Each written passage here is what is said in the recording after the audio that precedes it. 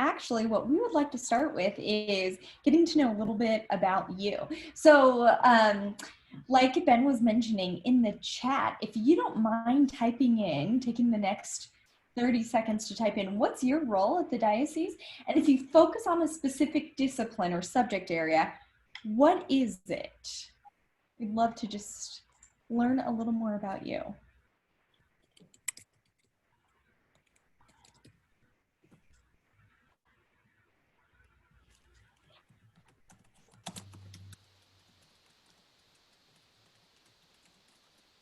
Okay, great. Thanks for being the first.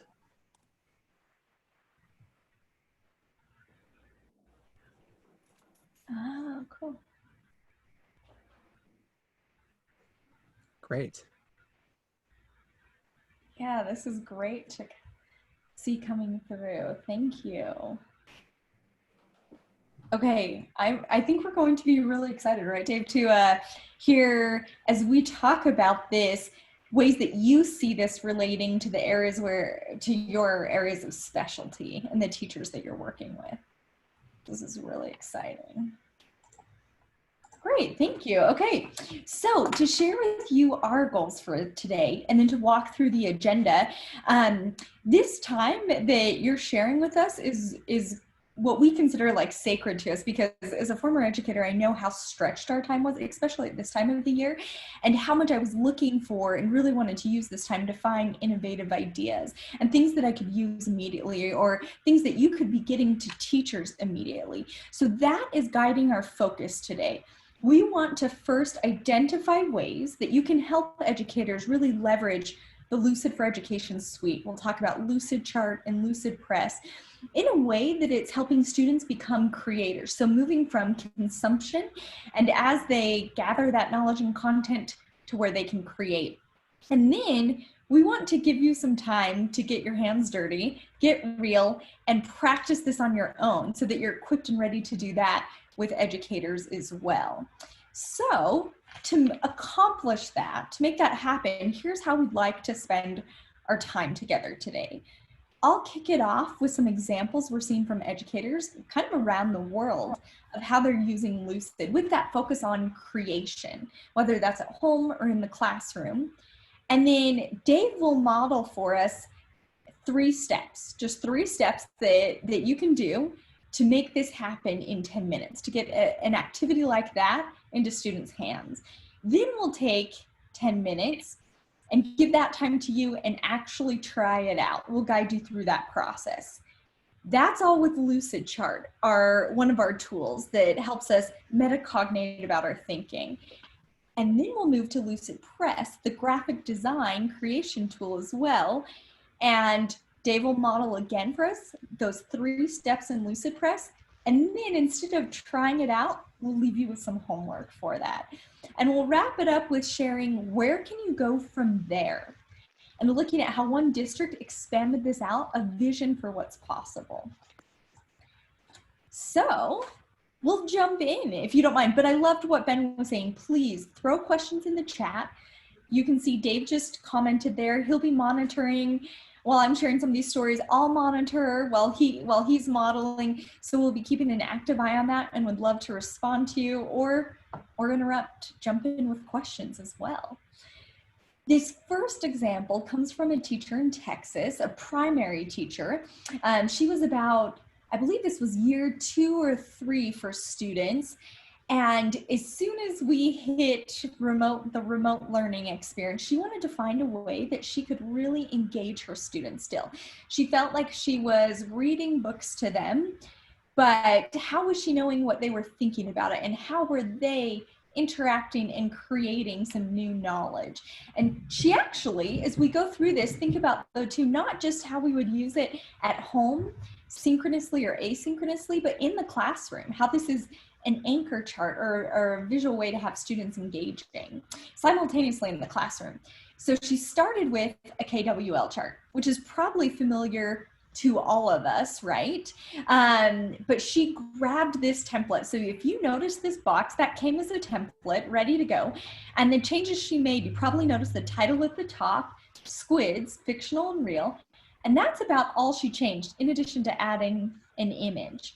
And then she began with her students populating, asking them questions. What do you know about squids? Well, we know penguins eat squid. Suckers on their tentacle, they have suckers on their tentacles, things like that. And it went down. And what do you want to know? Capturing their questions if they had some questions there.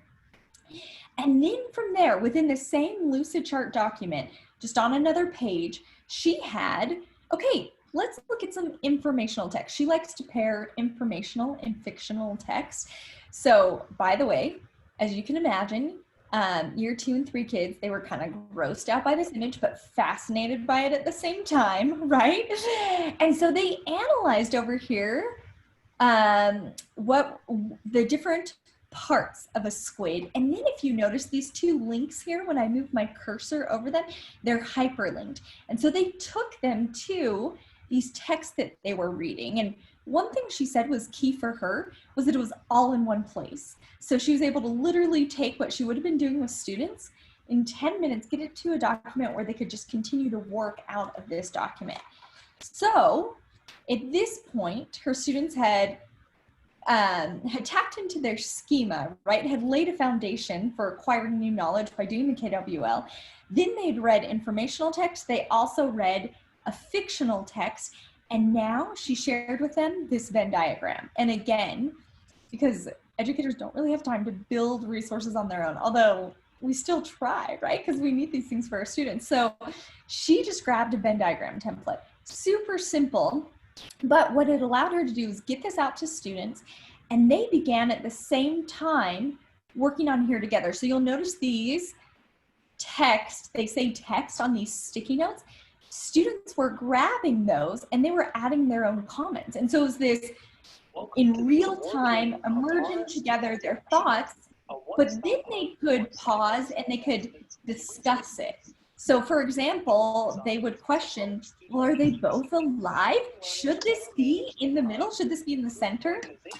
So this is to give you a quick glance at younger grades and what they could do and how it allowed students to then take the knowledge that they were consuming and kind of up level on Bloom's taxonomy, apply it now, synthesize it, and all do it at the same time so we're having a cooperative learning experience. So moving on now, up a few grades, this was about year 7, and this was a science teacher, a discipline specific here. And you'll notice over here, this is the worksheet that they started with. On number 2, under procedure, the teacher is having the students take this information that they're consuming. Okay, here is data about a meadow ecosystem. And then he wanted them to do number 2 under analysis. Describe how the muskrat would be affected if disease kills the white oak trees. That was the task, the learning task. So he actually took pictures of a student trying this out. This was the student's first attempt. And what are some things you notice about the paper that might signal to us how that first attempt went, right? We notice it's crumpled. We probably all know that that's associated with some level of frustration, right? So kudos to this student. He's persisting, right? He's got some grit here and trying it out and using color, but still crumpled, still frustrated. So what the teacher told us is he said at this point, he sat him down, they opened a LucidChart, blank canvas, and he taught him 2 things. He taught him how to add an image and how to draw a line. And within 5 minutes, the student produced this. So this didn't come from a template. This was blank, and the student was able to build this in 5 minutes. And apparently, according to this teacher, his name is Edmund Whitaker, he said the student was like, oh, here's what happens. But did you know what happens to the crayfish? And so he started extending beyond just what he was asked. He was able to see the whole system and started suggesting new ideas off of that. And one thing the teacher said is he really liked that it was how the student was perceiving this information. Another student may choose to portray it in a different way. So staying in this same age group, but switching from science to social studies, I was talking with another educator who she said that right now we're in this transition period with our social studies history curriculum, where we're seeing a lot of emphasis on wanting to move from facts, maybe, or some more memorization or consumption, to critical thinking around historical events and what that tells us. And so in an effort to do that, to allow her students that opportunity to up-level, to use the facts, to synthesize them and apply them, she had students in LucidPress this time grab this newspaper template. So if students just took this template, it was 3 students, by the way, and I believe this was year 8. And they took what they were learning about the Civil War, so pretend this is a different one, not specific to the United States, and they created a newspaper from that time based on their information of the time period. So one had this more central article. Another student at the same time was working on this human interest piece. Another student got even more creative and wrote a Dear Doris advice column from the time period, so still incorporating data. You'll notice some did advertisements as well, but one thing to point out too, they even captured how much they think it would have cost in the time. So really applying their information. What the teacher liked about this was that the template, when starting from the template, then students didn't have to spend time worrying about the structure. They can modify, super easy for them to modify, to add the pictures, but they at least had a starting point. And she wasn't, what she felt like, wasting her time on, here's how to build this. She wanted them instead interacting with the content and building out their ideas and getting creative. And so they weren't having to take the time to learn formatting or to spend time on teaching the tool. They could just get straight to the learning aspect of it, which she felt like was really important for her students. So then moving up another level onto, this was year 11, and this is actually a teacher, her name is Emily, who was teaching in China at an international school in China in February. And so their schools were shut down, right? And because it was an international school, her students were actually in quite a few countries. They had gone home for Chinese New Year, and that's where school resumed, totally remote. So she wanted to recreate, you'll notice it says Chalk Talk up here. She wanted to recreate that collaborative experience with her students where because they process text and they understand and analyze text through this collaborative discussion, and she didn't want to lose that. So if you notice this key over here on the right, those shapes could be changed, like what they are could be changed too, but that's what she determined they wanted to discuss. And she literally only put these 2 boxes at the top here that had the titles of the text they were reading. Have you renounced pleasure? And on virtue and happiness. And then she shared this document out with her students, and they all started building together. There were 10 students on this document, another 10 on a different pairing of text that they'd read. And she was in it at the same time, so they were doing it synchronously, but she loved being able to see them responding to each other. And she also felt like she noticed that students who in class were a little hesitant to go up to the whiteboard to write or to speak equally in the group discussions weren't here, because it leveled the playing field. It lowered that affective filter for them so they could all participate and share their thoughts, which was really interesting to hear from her. And they were doing that in real time. And then, this is the last example I'll share with you. This is a math example, and this is either year 10 or 11. But this teacher gave a scenario. She's really focused on how can my students explore scenarios and then come to the math theory on their own? How can they lead out a little bit on that discovery? And she's really interested in cooperative learning. So students work in pairs in her class often. So they gave this document to students, and one student, we just replaced the names, option A, option B. One student built this way of approaching the problem. Another student built option B. But what the teacher said she really liked is visually she could follow along with how the students were conceptualizing this. She felt like sometimes she doesn't get that opportunity. She'll just have students turn in an assignment, and that doesn't give her the opportunity to intervene, to authentically engage with them in that process, to recognize where their thinking's going, to give feedback, to guide and steer. Sometimes you just get an assignment with the answers at the end, and then there wasn't that opportunity to really teach and have them apply the feedback. So she liked that, along with students being in the document, commenting with each other, talking to each other in the document about how they were approaching it. So I hope that those ideas have sparked some thoughts for you. We saw that you're from different areas, different subjects and disciplines as well, different levels of education too.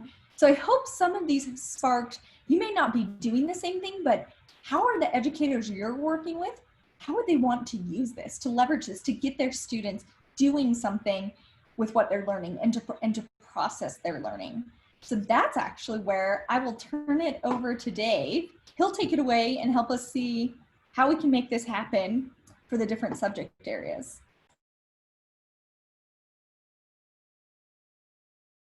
Dave, I think you're still on mute. Okay. I had the thought that I was going to do that, and I guess I visualized it and I did it. So that was not a good visualization. Okay, some good questions that have come up. We'll demonstrate some of these. But Brittany, great examples of how Lucid can be used. We've talked a little about LucidChart and a little about LucidPress. And she's asked me to model, this might be one of the few times I get asked to model, how we actually can do this using LucidChart. And I'll answer some of these questions as well.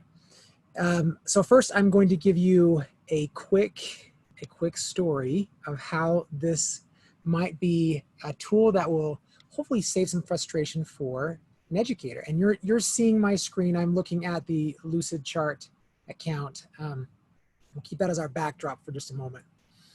So when we all went remote for us, I remember the date. It was in March. It was March 13th. That was my children's last day of school. I know because I was actually volunteering at school that day, which had been set months in advance.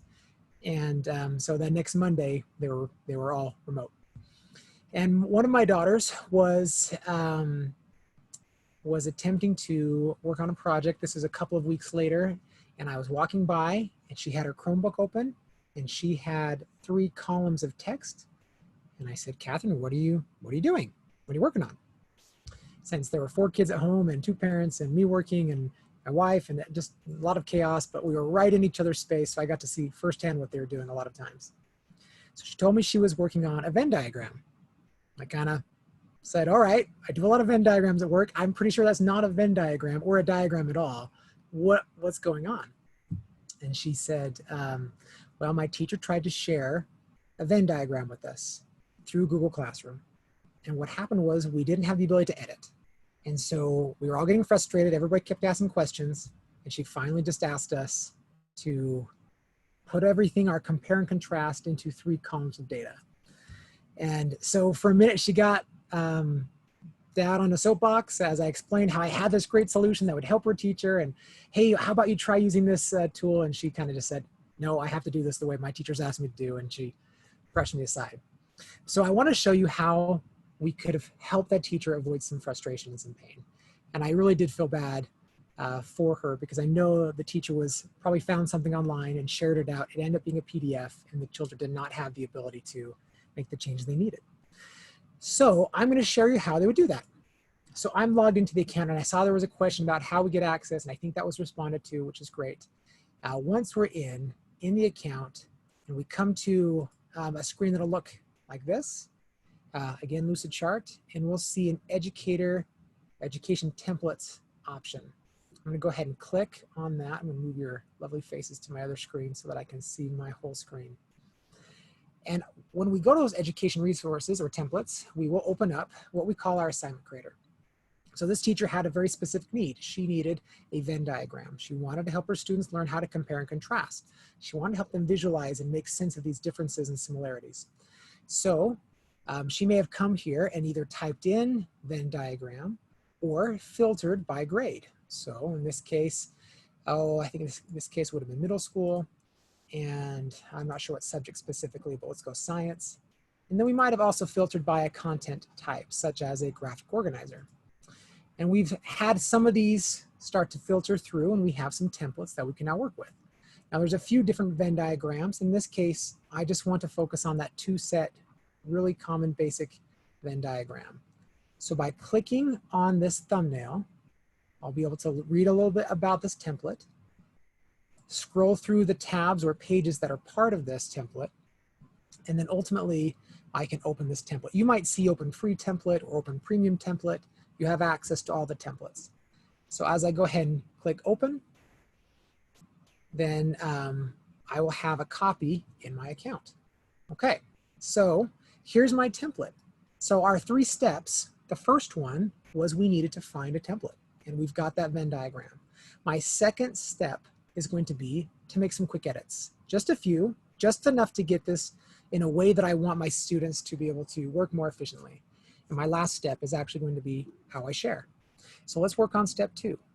First of all, you'll notice on my left-hand side, I have some shape libraries, and different templates might have different shape libraries. And whatever I have on this screen is ultimately what my students will have when I share this with them. So since I don't need them to create the Venn diagram, it already exists, I'm actually going to just close out of these shapes, and I'm just going to focus on really basic text, a sticky note, and then otherwise we'll just go ahead and use the settings on our canvas. So I'm purposely not getting too deep here. We're just going to stay kind of high level. So let's go ahead and give this document a title. Now it is cloud-based, so it's going to save automatically for us. I'm going to come to the top here where it says 2-set Venn diagram, and I'll just change this to be compare and contrast. All right. Notice that my title here also changed. This has a link that's tied to the title of the document. And now I want to give some titles to my Venn circles. And the easiest thing for me to do right now is just to drag up what I already have and put that somewhere in the middle. I'm going to double click. And in this case, we're going to compare and contrast the differences and similarities of frogs and toads. So I'll go ahead and put a title for frogs, drag up another one, and we'll make toads. And I'm actually going to just delete this middle one. Okay, so I've got a good start. Now I want to show them where they should put this information. I'm going to give them some bullet points. So let's drag out a text box. A lot of this are things that I think you would do if you had never used this before but logged in. You would be able to see these things. Just click and hold and drag. And now I can resize the shape. All right, now I want to do some things here. I want the text to be larger.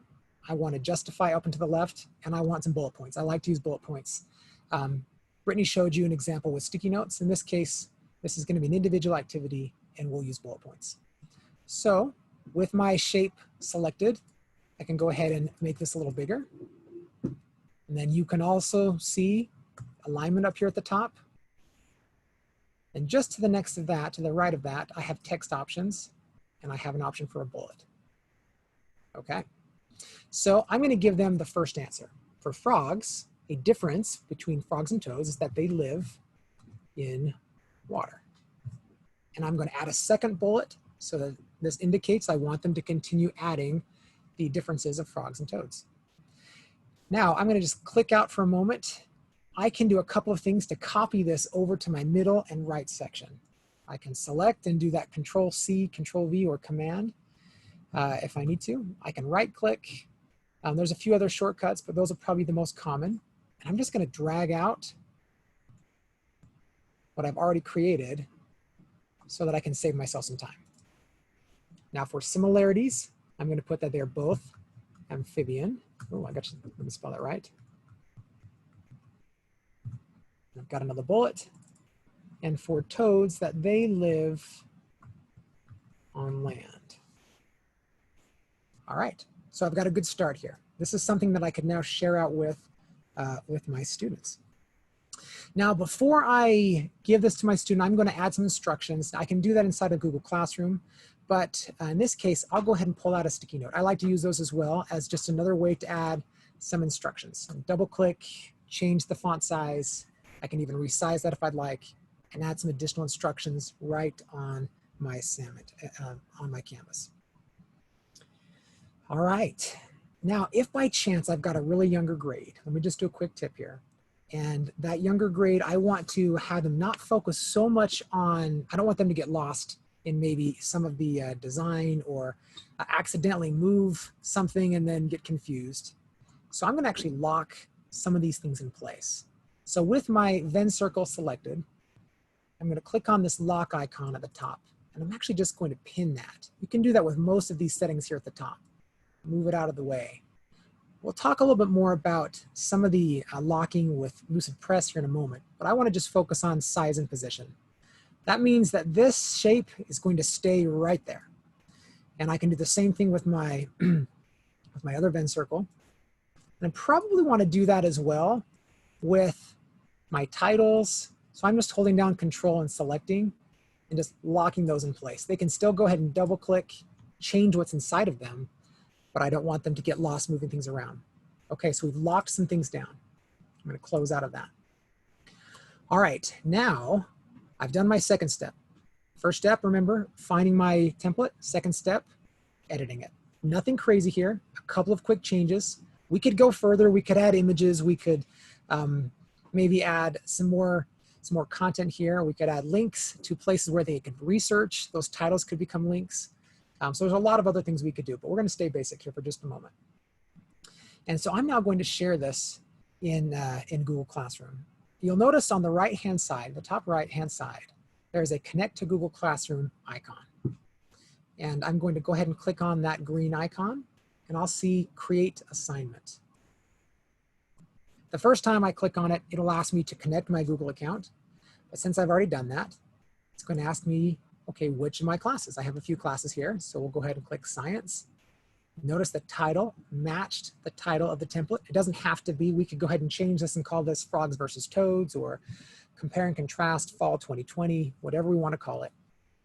We can provide additional instructions in here, a due date, and then we have the option from inside LucidChart to either create a draft or to publish. Now, as you can imagine, draft is going to put that inside of Google Classroom. I would then need to go in and finish adding either more content. Maybe I add the point value that this is worth, and then ultimately I publish it. In this case, I'm just going to go ahead and publish. And I'll click Assign. Now, what this is going to do is, this is going to create that assignment. I can click on it right here and go right into my Google Classroom assignment. And then that's going to go ahead and make it easy for my students now to click and to work on this document. So what the student is now going to see when they log into Google Classroom is that they'll have an assignment with a hyperlink. When they click on that hyperlink, it will open up the assignment in their own account. This is a one-to-one sharing. We'll talk about group sharing in a minute. The only difference is that it will have a dash and their name affixed to the title. So instead of compare and contrast, dash, Adam student, whoever it might be. Now they would then go through and they would complete this activity. They would add, maybe we asked for 4 differences and 4 similarities. They can go ahead and add those things. They might also add an image. That could be one of the instructions. We'll go ahead and do that. I'm going to click on search up here at the top left. And I'm going to click on images. And I'm going to search for a frog. All right, so I've got a frog here. I can find a couple of them. I'm going to just drag that out onto my canvas. Click, hold, and drag. Make that just a little smaller so it's not in the way. And then I'm going to go ahead and do that as looking for a toad. I noticed this in another demo that I did earlier, that when I did toad, I get a Mario toad. So for those of you who are wondering, that's not the kind of toad we're looking for here. All right, close out of this. Now my students can turn this back in. Remember, they opened up their own copy. They're in their account. The only difference is the title has their name affixed to it. They're working on their own example. Now they're going to share. By sharing, they'll again come to connect to Google Classroom, click on the link, and they will see the option to turn in assignment. They won't see create, they'll just see turn in. And they'll follow the prompts. It will ask them to choose their classroom, choose the assignment, and eventually it'll connect them into Google Classroom with this as a link. Now, what does the teacher see once the student turns this in? The teacher is going to get a document shared to them. As soon as they click on the link in Google Classroom and open it up in Lucid, they will actually remove access from the student. The student will have a view-only access, and the teacher can then grade it. So in just a very quick couple of steps, the teacher was able to find the activity they're looking for, matching to something they would already have done, such as a Venn diagram. Then they were able to make some quick edits and share that through their LMS. All right, one quick question I saw here. So when assigning from LucidChart, one does not have to make a copy for each student. This happens automatically. That's a great question. So it depends on how we're going to share. I'm going to show you a way where we probably do need to make our own copy. But for an individual, one-to-one, teacher shares to student, no other students collaborating on that document. If you start from inside Lucid and use this link here, this Google Classroom connection, it will create a link that is a create new document for that student. So you don't have to create one copy for each one of them. Some of your older grades, you may, I do have some other instructions that we can send that go along with this. For other grade levels, we might just send them to find a template. Go find a Venn diagram template inside of Lucid and do a Venn diagram for frogs and toads. It just depends on the age group that you're working with. All right, so let's take a minute now. Let's talk about some collaboration. Let's pretend, in this case, we want to work on this in pairs, or maybe it's one that we're working on with multiple students. If you do not see, if you're not on Google Classroom, potentially this could work with other LMS options, but we can give you some instructions on that. We'll connect it with Canvas as well as Schoology, and otherwise you may have to do some sharing directly. And we'll talk about that here in just a minute. So in this case, let's take the same document and let's make it a shared activity. We're going to do this in groups. Let's say that I have 4 different groups. So I've made my copy, no difference here. I've got the template, I've made the edits, and now I have to share this with a number of different groups. So that question of should I create more than one copy would probably apply here. I'm going to change the name of the title from Compare and Contrast to Compare and Contrast Group Number 1. Now, I would want to make a copy of this because what I'm going to share is the ability to edit this document. I can easily create copies by coming to File, and then I can duplicate.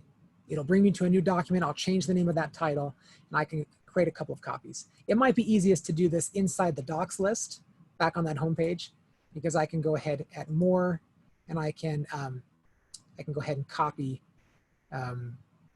these really quickly and easily. All right, so now I want to share this to my students, to multiple students, and I'm going to use the share options inside Lucid. So there's an orange share button. I'm going to click on that, and I'm going to click on Advanced. Now I have the ability here to share directly with users by typing in the names of the students that are on this account. But in this case, I'll probably use a shareable link. So similar to a Google Doc, I can click on shareable link, and I have some options. What am I going to give them permission to do? I'm going to give them edit permission, and I'm going to restrict this just to be inside our account. I don't want this to go outside to anybody with the Gmail, or we're going to keep this to our domain. I'm going to click on edit, and then I'm going to click generate. So this link, if I click on the shareable link, it'll copy it for me. I will paste that into my Google Classroom assignment for group number 1, and I'll add as many people as I need, or maybe I just give it to one student and make them maybe the group leader. In that case, I want to give them edit and share permission. But what's going to happen is now we'll all work together. Now to show how this looks, I'm going to have Brittany working in here with me. So I'm going to add her demo account. We're just going to do this directly. She's got edit options, and I'm going to go ahead and click share. And she is going to be able to now jump into this account with me. So notice that I've got her name down below. I can change that permission if I need to. I can change the permission of the link if I need to. I'm going to go ahead and close out of this document for just a moment, of that share window. So Brittany, as she comes in, she will be able to, first she'll get an email notifying her that this has been shared to her account. And then you'll see I have a icon here at the top, and it's got her initials. Her demo account is Kim Watts, and she's starting to add in some differences for frogs and toads, and we can see that in real time. Each of the users that are working together will start to see that collaboration. Notice that her cursor is green, the same color as the icon here at the top, and we can start working. All right, Now let's say that I want to collaborate with her and maybe make a comment to her. Now you might see something a little bit different because they're changing the way comments work, and I have this option here at the top. You may see on the right-hand side a comment section. It'll have this icon. In this case, it's moved here at the top. I'm going to move this out of the way, and I'm going to, maybe I'll click on frogs, and I'll say, I'll send this to Brittany. Let's see here. Oh, I don't want to do a chat, actually. We're going to do a comment. So right here, comment, sorry, up here at the top, the comment icon. So I click on that shape, and if I type in @ and the name of the student that is working with me, will you work on this section? All right, now she has a comment that's been tagged. On her side, she'll see a red dot that'll indicate that there's a comment to her. She'll also get an email notification, and she can start to comment back and forth with me. Now, eventually, after we start to comment back and forth, someone can resolve these comments. The nice thing about these is there's a call to action. There's something that needs to be done. You'll notice that I've got a little red indicator letting me know if I was not inside the comments that I needed to come in, click on this, and I can start responding to her. I'll go ahead and resolve.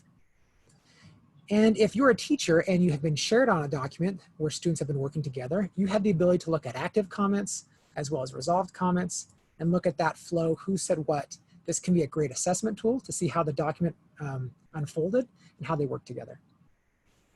All right, two last things about collaboration before we move on. One, I'm going to go ahead and add a note. There was a question about that in the chat. I'm going to right click on Toads, and I can go ahead and add a note. This is just additional context. I could put information here, ask them to do something, but I can just go ahead and add this note. Once I've done so, anyone can click on that icon and they'll be able to see that note. So another way to annotate or add additional information and context right inside this document. Lastly, let's talk about revision history. It may be that this document changes quite drastically and I want to go back to a prior version. So I'm going to actually come up to File, and I'm going to go to Revision History, okay? And what Revision History allows me to do is to go see this document as it unfolded. So if I click on the beginning, I can see exactly how it looked when I first created it. The students wouldn't see, since they're creating their own copy, they wouldn't see that first template that was made. But since this is the original copy, and I can see when someone made a change, what they did, and I can just start to see how this document evolved over time. Now, one of the other things that we can do is we can name these versions. If we need to have like a rough draft or a final draft, that can be done on these three dots here at the top right. And we might use that as a way for them to just call out their work. From here, I can go ahead and click new from this specific version. Like I can go ahead and restore to an earlier version, or I can create new from this version, creating a brand new copy with this as the starting point. No revision history on that one. All right, so we've been able to create this template. We've shared it individually with our students. We've also found a way that we can share this directly in a collaborative assignment using the share options here at the top right. Share, and then either sharing by a link or by an individual. And the last thing that I'll highlight for you is how you can find some more resources as you're working inside of Lucid. And that will be through Feature Find. You'll see this option here at the top. There's also quick shortcut control space or command space. That will allow me to search for maybe bullets, trying to remember where those were. I can go ahead and click on bullets and it will show me right where I need to go so that I can use that feature. So Feature Find can be a fantastic way for you to find something that you couldn't see. All right. I'm going to stop there. And I think now we're going to get, well, Brittany, let me first just double check. I have been watching the chat really great. Is there any questions I need to answer before we jump into the activity? We had one, I'm typing right now, but like more sharing options. Can this be inserted into Google Slides? And yeah, what other sharing options? Fantastic. Okay. And maybe while you're working, we can find a link to show you how you can do some of that. All right, so what we're going to do now is we're going to jump over into this is your chance to try this out. We're going to take just a few minutes to do this. We're going to share out a document in a link that Brittany's going to put in the chat right now. And it's going to give you a document that looks similar to the one that we've been working on with a Try It LucidChart tab. And in that tab are some different templates that you can go ahead and click on, and it will create a copy of that template for you to work on. So I want you to choose one of these examples and just play around with it. Use some of the shape libraries on the left, do some editing on the top. You might play around with putting it into Google Classroom. And what we're going to do is afterwards, we're going to ask you to tell us what it is that you did. Just share a little bit about what you created. You won't have to show anything. Just quickly tell us which template you used and maybe how you could use that in the classroom. If by chance you don't already have a Lucid account, there is a Join tab, and you can go ahead and click on that link, and that will take you right to go ahead and create an account. If your domain's already locked down, it'll pull it into the paid domain that you've got for your diocese. If you're one of the accounts that hasn't set one up, it'll allow you to create a free account. Now, while we do this, I'm going to be watching in the chat and looking for any questions that come up. And Brittany is going to model creating some of these documents herself and show you just kind of walking through if by chance you're not at a computer to be able to do some of this. All right. I think we've got our marching orders. So jump into Try It LucidChart. We'll first click on that link inside the chat, and that'll open the URL and select one of these templates. All right, I can see a few of you already jumping in to try this out. Okay, I will stop sharing my screen, Brittany, and allow you to share yourself.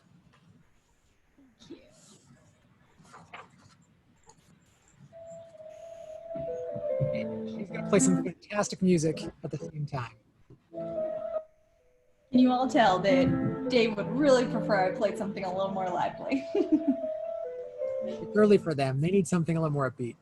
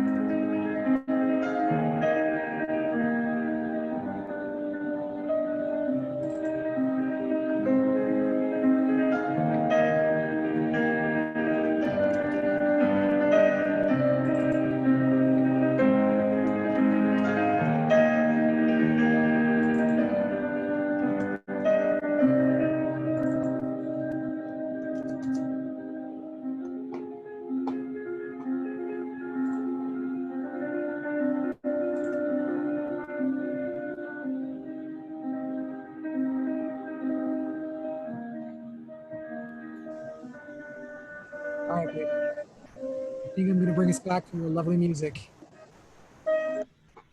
Okay, here we go. Couldn't take any longer. I was falling asleep, so it's time to get going again. Okay, so speaking of that, let's get going again. We would love to hear from all of you what you created, if you're able to create something, or if not, an aha moment you had, a way you could see the educators you work with using this, or how you might think students would use it. So if you'll take a minute to put that into the chat, that also helps us all like spark ideas, exchange ideas, maybe get inspired by what someone else was thinking. So seeing those as some of the basic templates, knowing that there are hundreds more, what's the activity you worked on, how you would use it in a specific discipline, an aha moment you had, or how you think that will help students actually create. Oh, I like this. Okay, so playing with the story map, but it turned into a planning page for a persuasive text that students are going to be working on. Very cool. There's also a presentation map we maybe should share with you too, Kylie, as a template. Oh, great. More coming in. A timeline of the first fleet arriving to Australia. Ah, spiderweb summarizing topics in math units. Oh, I love these ideas. Yeah, some great examples.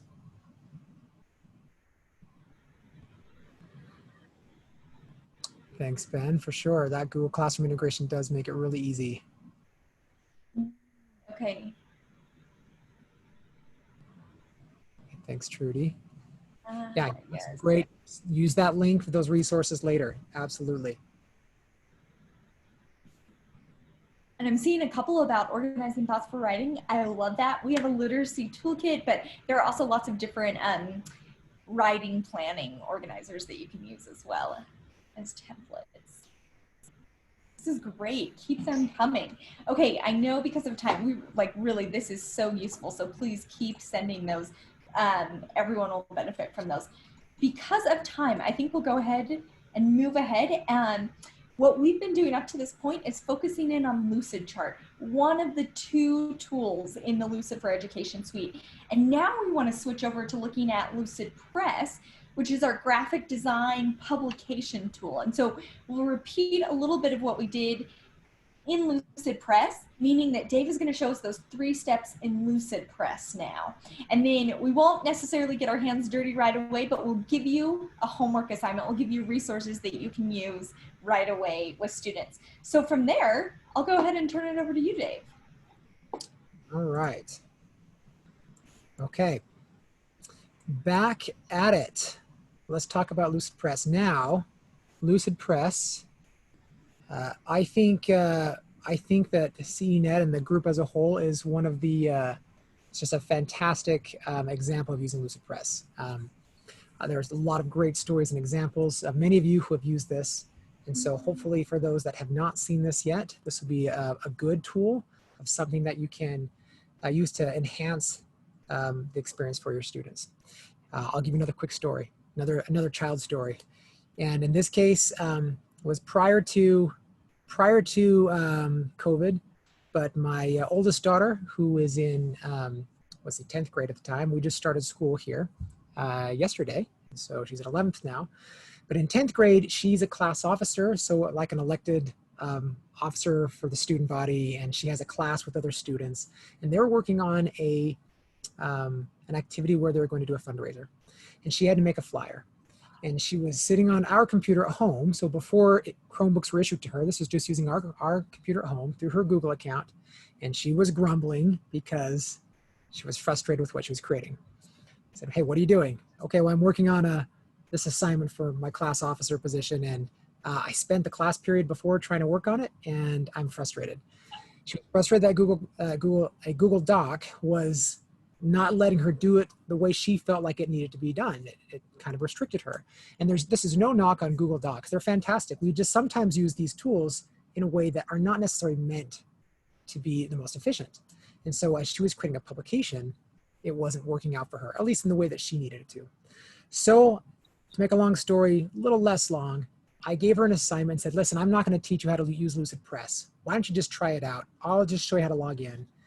Go ahead and find a template, see if you can make this work. And she did. And she came back very quickly with a fantastic example of a template, or of a flyer that she had created.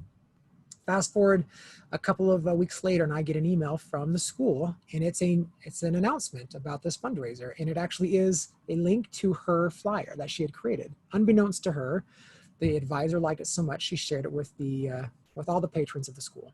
And so she was really excited about it. I've seen this over and over with students. I've seen this over and over with teachers.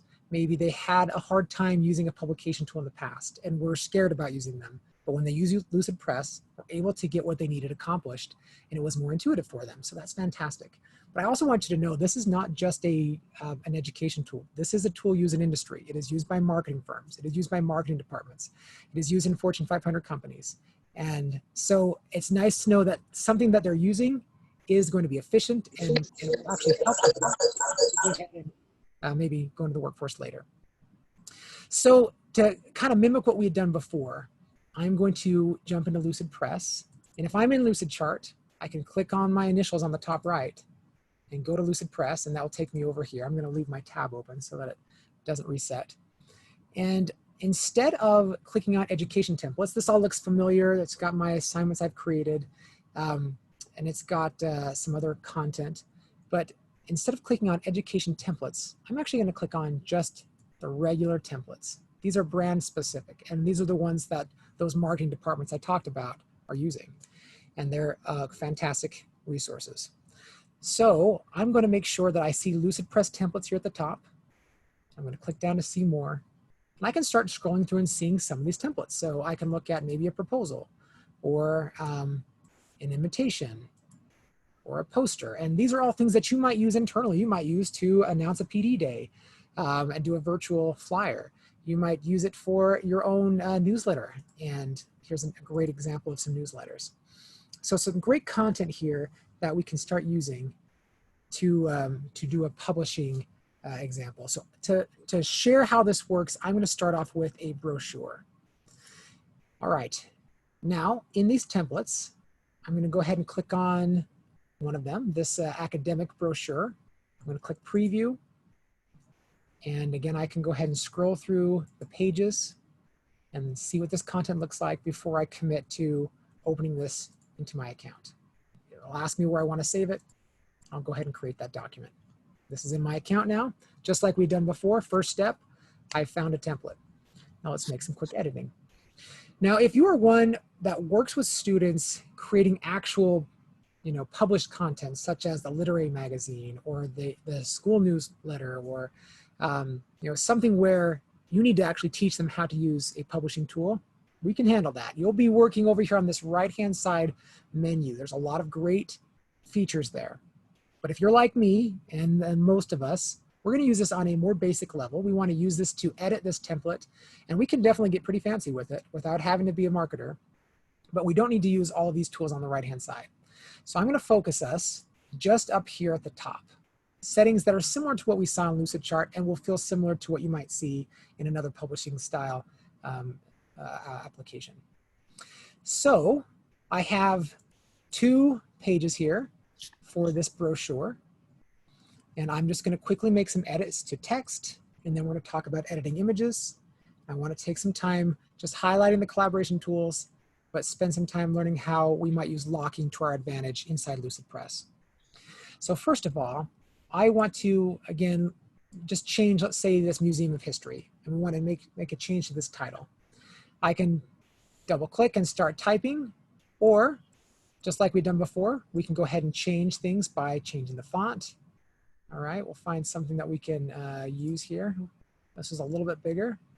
Let's go ahead and change the size down, top right here, top left, excuse me. And we'll just make that a little bit smaller. And if we need to change the color or bold, we can just go down this list of different options and we'll make those changes. Okay, so really quickly and easily, we can start to make some changes.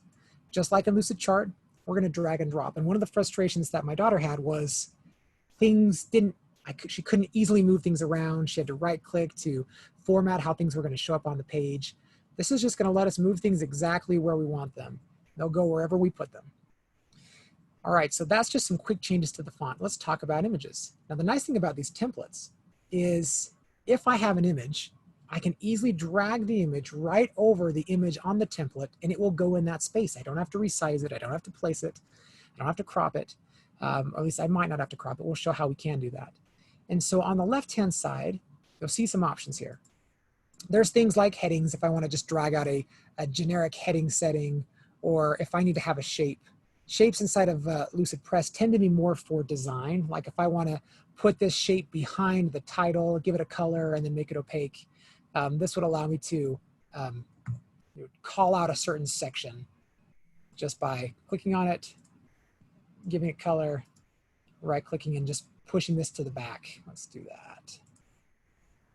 So shapes tend to be more design-based. Some of the shapes actually have specific features that I can manipulate the shape, add more points, kind of get the idea.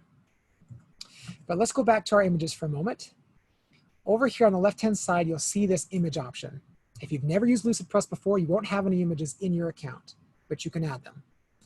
And one way to add them is by doing a folder upload. Another way of adding them is by just copy and paste onto the canvas. If I copied in another browser and paste it onto this document I'm working on, it will save that image into my repository of images. But once I have an image, if I left click and just drag over to that shape, I can go ahead and put it right in line with that document. Really super easy. Now, sometimes that fits just perfectly, like this Eiffel Tower one fits in a way that seems to look pretty good for me. I don't feel like I need to adjust that. But with this image here, I might want to just change that a little bit. So I'm going to right click and I'm going to click on the crop option. And notice that I have the ability to stretch this or drag it open a little bit, move it, and then it tells me if I hit enter or escape, I can go ahead and make that change. So I can easily add images into my account without having to do too much. Now I'm going to go click on this manage option. Now what this does is this opens up the full image manager. This allows me to do some searching. If I wanted to search for, if I'm searching for a specific image, like with my frogs and toads, I can go ahead and search right inside here. It'll look for any template images that I have. If I don't have those images, I can click on this Bing search. And this will allow me to search for frogs.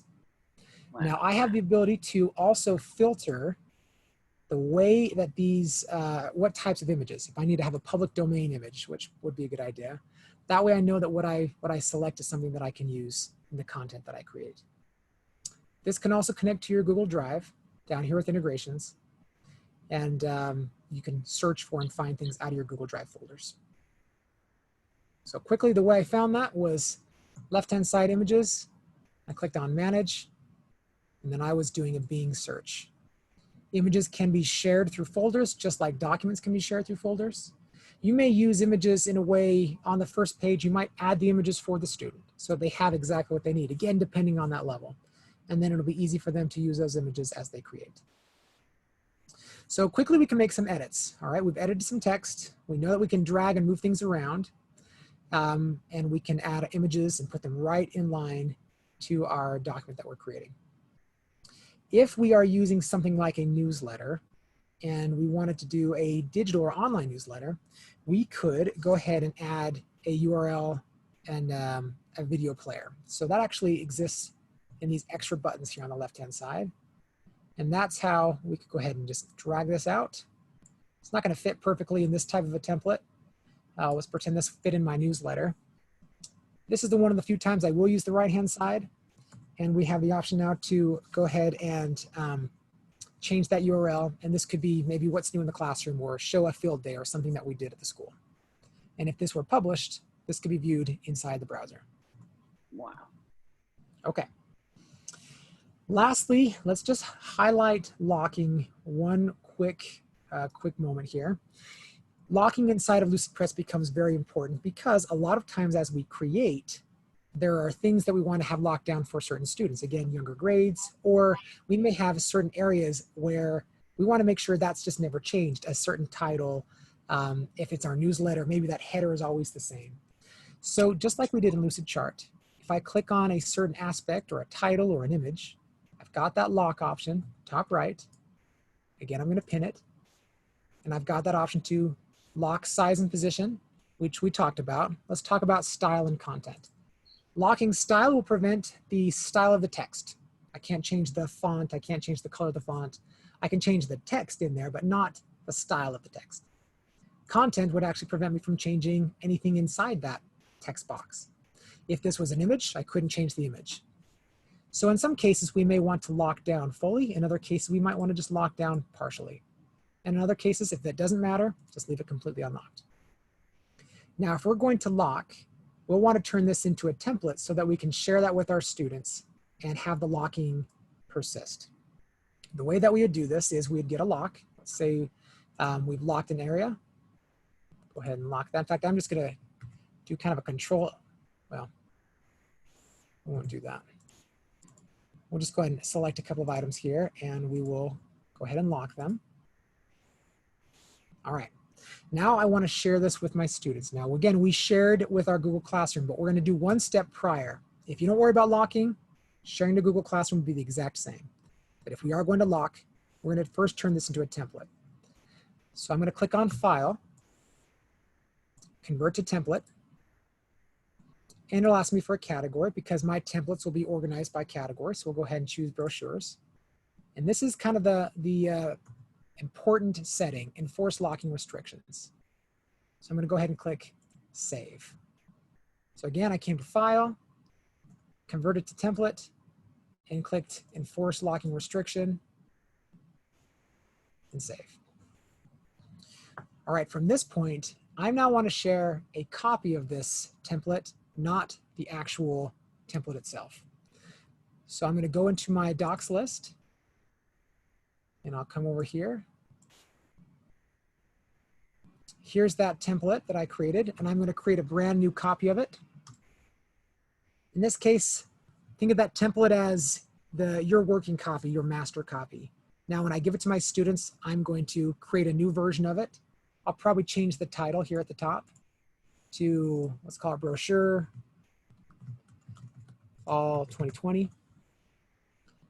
And this is what I would share with my students. Follow the exact same the same settings that we talked about in Google Classroom.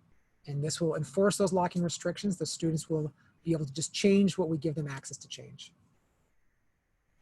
All right, outside of those basic changes, other than that, most of the things are going to be the same. We have that same ability to do collaboration. We can go ahead and find that right here at the bottom. We can add comments. We can have that feature find option. And we can also have revision history. So we have those similar feels and features that we had in LucidChart. All right. Okay, so what we're going to do here is I'm going to show you where you can use this, where you can do a homework assignment after we're done here. So I'm going to go back to our document. In that same document that you have, you will have that we shared with you, you'll have a Try It LucidPress tab. And if you click on that link that is on that image, it will allow you to go ahead and choose a template, one of these commonly used LucidPress templates. I think there's 8 of them. And then you can play around with one of those and see how you might use that in the classroom. All right. Okay, Brittany, I'm gonna stop share, go back to you. And I think I saw a question that came up. I'm gonna read through those real quick while you go ahead and Good. I was going to say, Dave, if you could answer that, and I'll take just about 2 minutes as we wrap up. What we wanted to leave you with as we wrap up is, now that you've seen ways to start in LucidChart and LucidPress in 3 steps, those steps being 1, choose a template, and then 2, make any edits you want, and then 3, get that out to students. Here's where you could go from there. So here's just a quick idea or a vision of what's possible after that.